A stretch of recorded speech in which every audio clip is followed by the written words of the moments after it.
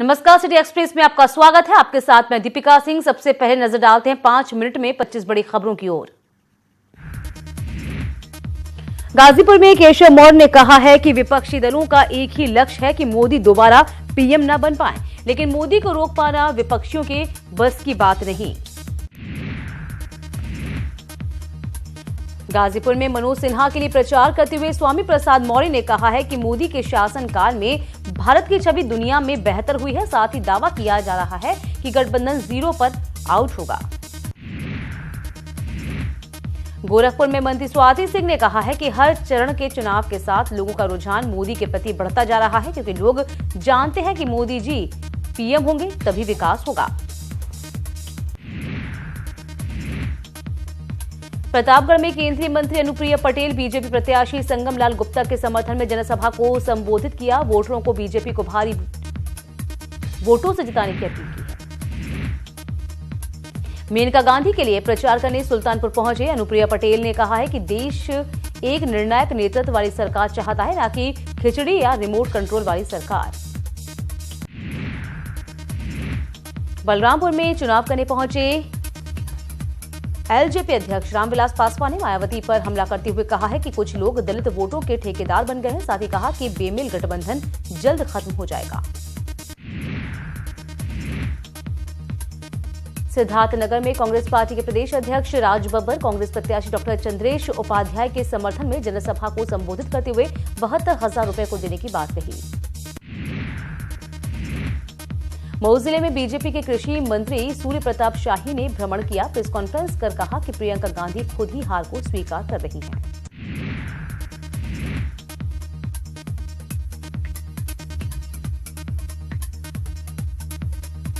वाराणसी में 100% मतदान के संकल्प के साथ ही दिल्ली, हरियाणा, मुंबई से आए युवाओं के बीएचयू के सिंह द्वार से रविदास गेट तक मार्च निकाला और लोगों से अपील की।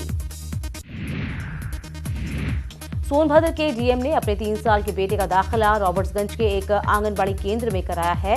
उनकी इस पहल का सभी लोगों ने स्वागत किया।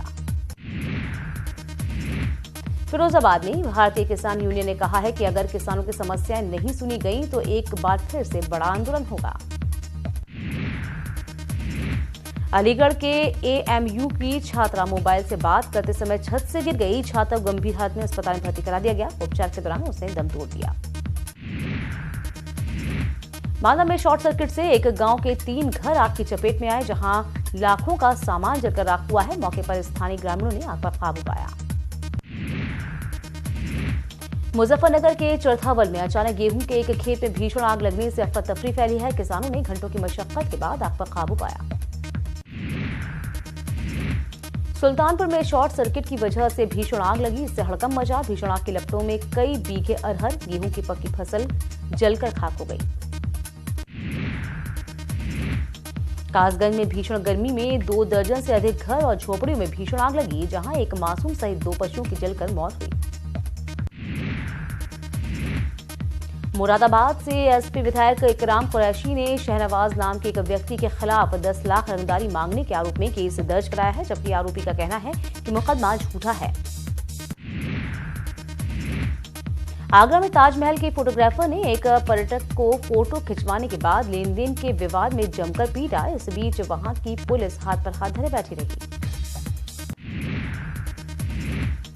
प्रयागराज की सड़कों पर गाड़ियों को रोककर छिनैती करने के 4 लोगों को पुलिस ने गिरफ्तार किया है। पुलिस ने इनके पास से कैश, कार और मोबाइल बरामद किया।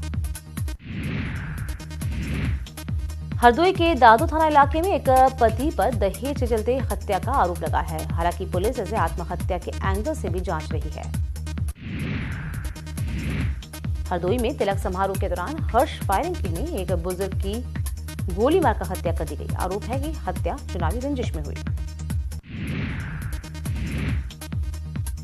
संभल के गुन्नौर थाना इलाके के बाघऊ गांव में बाथरूम में लगे मोटर से करंट लगने से एक महिला समेत 3 लोगों की मौत हुई। पीलीभीत में अवैध संबंध के चलते मां ने अपने 9 साल के मासूम सोनू की गला दबाकर हत्या कर दी। पुलिस जांच कर साक्ष्य जुटाने लगी। कानपुर देहात के पहाड़ीगंज गांव में बिजली लापता है। 100 से अधिक आवाज में आज भी बिजली गुल है। ग्रामीणों का आरोप कि बिजली की सप्लाई के बिना कुछ घरों में बिल भी भेजे गए। मैनपुरी में पैसों की खातिर लालची बेटे ने अपने अपहरण की कहानी रच डाली। उसने अपने मां बाप से 1 लाख रुपए की फिरौती की मांग की, लेकिन पुलिस ने बेटे का भांडाफोड़ किया। चित्रकूट मासूम अपहरण और हत्याकांड के आरोपी रामकेश यादव ने सतना सेंट्रल जेल में फांसी लगाकर आत्महत्या कर ली। आगरा में पति पत्नी और प्रेमी के बीच जमकर मारपीट हुई है। मारपीट का सोशल मीडिया पर जमकर वीडियो वायरल हो रहा है। मौके पर पहुंची पुलिस ने सभी को हिरासत में लिया। कानपुर के हैलेट अस्पताल में एक बुजुर्ग नग्न अवस्था में मिलने से हड़कंप मचा। जब वीडियो वायरल हुआ तो आनन फानन में भर्ती कराया गया। डॉक्टरों ने वार्ड में रेफर कर दिया है, जहां उनकी मौत हो गई।